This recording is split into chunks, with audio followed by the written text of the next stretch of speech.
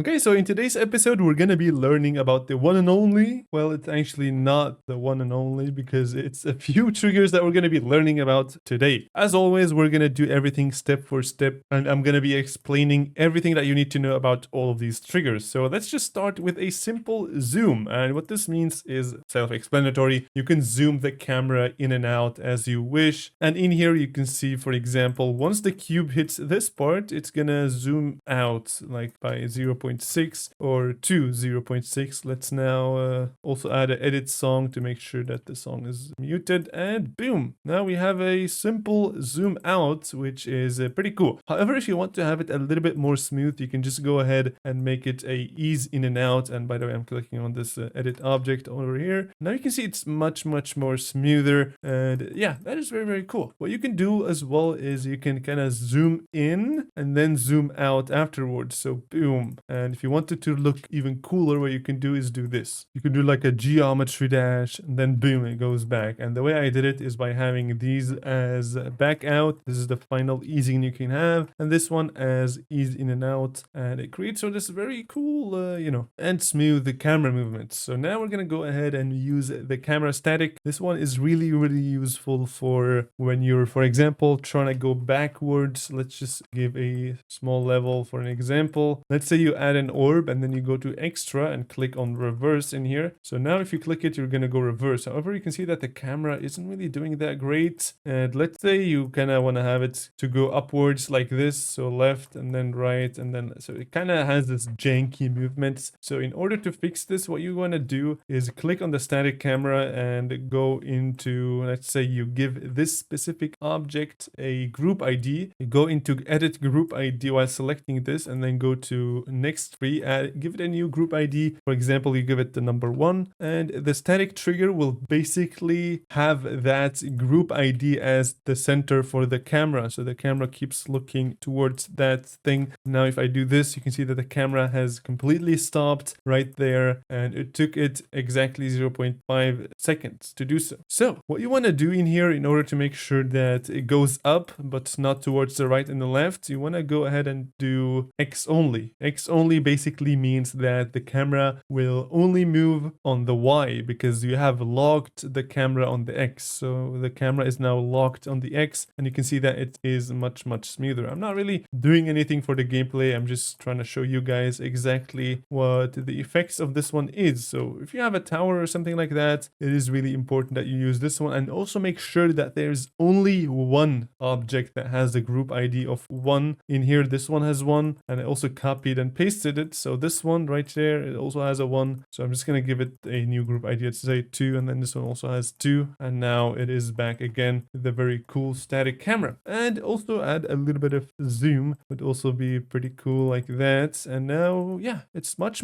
more readable. And you may say, well, you're going upwards, so why don't I use the offset trigger? The offset trigger basically just moves the camera in a specific direction that stays there. So for example, I want to move the camera a bit to the top. So now, even though it's getting locked right there, it's kind of moving to the top. So the icon is more on the bottom, which kind of, it just feels so much better to play because you can exactly see what's coming ahead. And yeah, you can also lock this. Now this is for X and Y only, which I'm going to get into in a bit. But this was just to show you how to make a cool staircase that goes upwards using the static zoom and also offset camera triggers. And now what we want to do is we're just going to go ahead and get rid of everything that we have here. And now we only have the static. And let's see the other options. What are the other options? Let's say you kind of want to have it to, let's say this one's group 1, and then you link it to group 1 on everything. And then you do this, and then you're like, but I kind of, once I reach here, I don't want the camera to lock anymore. You can go in here and click on exit static, and what it's going to do is basically quit the camera and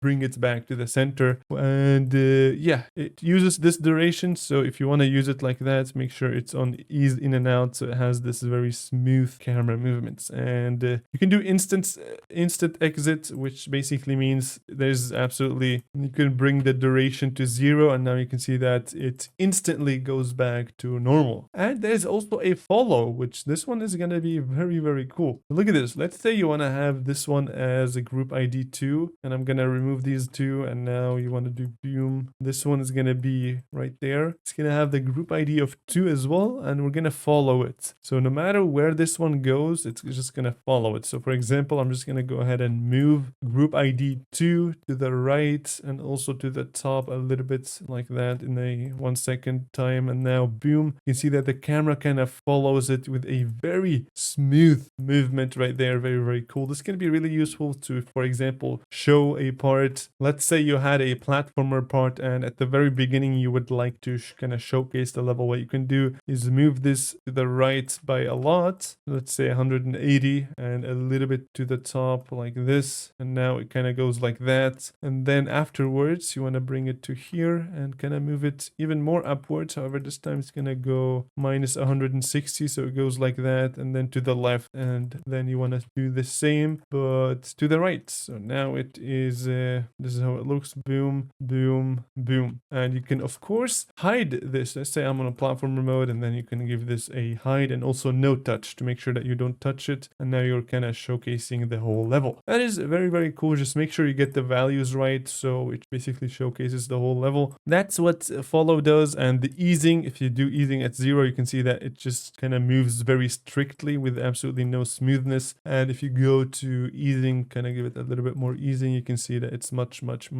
more smoother. It's like butter, my dudes. And smooth velocity also gives it a very smooth, in case you were like moving it a lot, it will give it a very, you can see that it's just much more peaceful this way. And yeah, you showcase your level for that. And I think that is it for the static camera. That one is very, very useful as well. And yeah, we have the gameplay. Actually, we have the offset first. So the offset, like I said, it kind of moves the camera. You can give it a try in here. So if you do this, now you can see that, yeah, that's what's happening. And yeah, you can move it to the, let's say you want to move it like that, and then you kind of want to move it more to the top. So if you do this, you can see that it kind of goes back on the x-axis. So you want to do only y, so that it only changes the y, what is it called, the y value. So yeah, this is the camera offset. Pretty simple as well. Gameplay offset is also pretty useful for classic mode. So by default, the values are at 25 of both. And what this means is basically, if we go to classic mode real quick, you can see that the icon is exactly on this line right here. And if you, let's say, want to give the player more reaction time, let's say give it more time to react, you can move it a little bit like that. Now the camera kind of moves towards the right, but this is not the same as offset because these are like two completely different values, and the don't x and only y and stuff like that is the same as the offset. So yeah, now you have a lot more time to react, and the same with the y. And if you want to go back to default, do this. So if we go to, for example, the ship in platformer mode, you can see that the game instantly, all right, my game just crashed.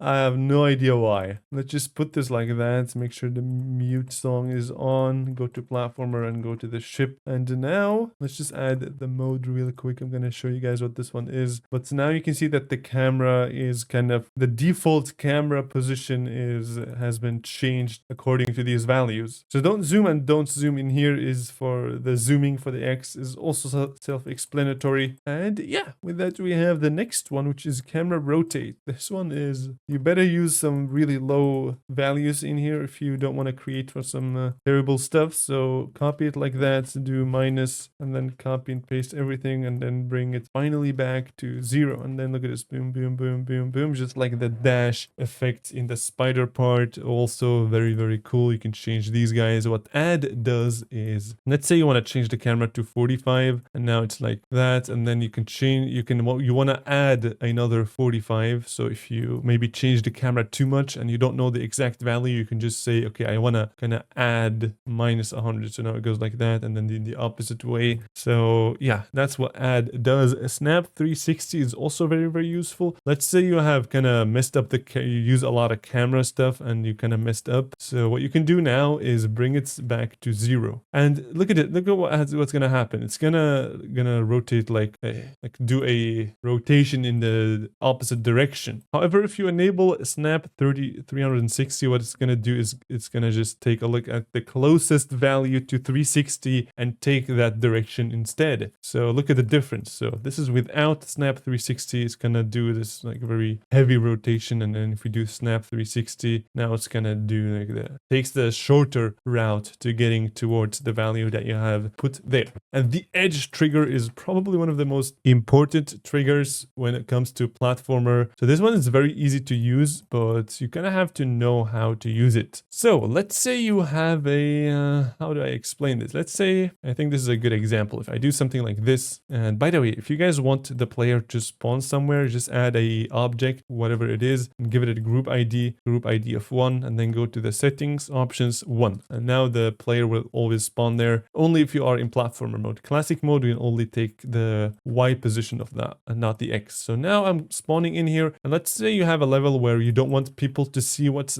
behind this wall. So you're gonna add a line, or really any object you want, but I like to add the line because it is very, very specific. So I add it in here, and then I give it a group ID of 2, for example, and then I put 2 in here and then left. So this is gonna basically like put a limit to the screen where you can no longer view towards the left. So now you can see that the line is basically like the edge of the screen, which is very, very, very cool. And let's say you want to have it like that, and you want to add another one below down here. Let's say I give it group ID of 3, and now do this, copy and paste this 3, and then down. Now we have this where, yeah, you can exactly see what this does. And yeah, if you wanted to kind of remove, you can just go to unlock, and it brings this one to 0. So now you can see that there is effect, and now it reaches it, and now it is unlocked. So yeah, that is very useful for platformer mode. I would highly recommend using that a lot. And then we have the mode. The mode is probably one of the easiest ones to understand. So you know when you have the ship, there are these borders. So if you add the mode triggers, what it's going to do is it's going to make it free fly mode if you want to. So click on this one, then it's free fly mode. So now there is no more ground. You can go up as much as you want. And if you don't want to add this, you can just add a, let's say you add a portal, not UFO because UFO is garbage. Let's add a wave portal, and then you can make it in the edit object free fly mode. So that's the exact same thing, and then boom, like that. Now you don't have no ground, but sometimes you start as the ship, and the best way to do it is just to add a mode and then do boom and edit camera settings. Of course, the easing of how fast it should move. So this one's like very strict, kind of moves it